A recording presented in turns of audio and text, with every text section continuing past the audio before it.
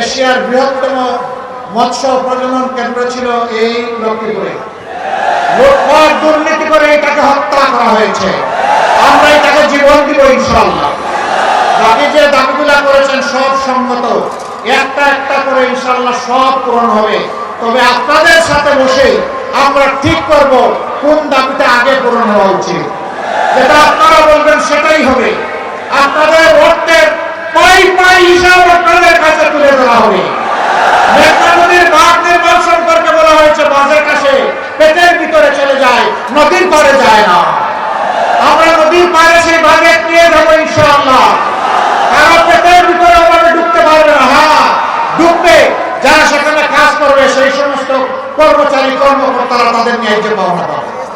কেউ চুরি করতে পারবে না। অতীতে রাষ্ট্রের সম্পদ চুরি করে বিদেশে যারা পাচার করেছে, আমরা কথা দিচ্ছি আল্লাহ আমাদেরকে দায়িত্ব দিলে আপনাদের বলে ওদের পেটের ভিতরে হাত ঢুকিয়ে বের করে আনবে।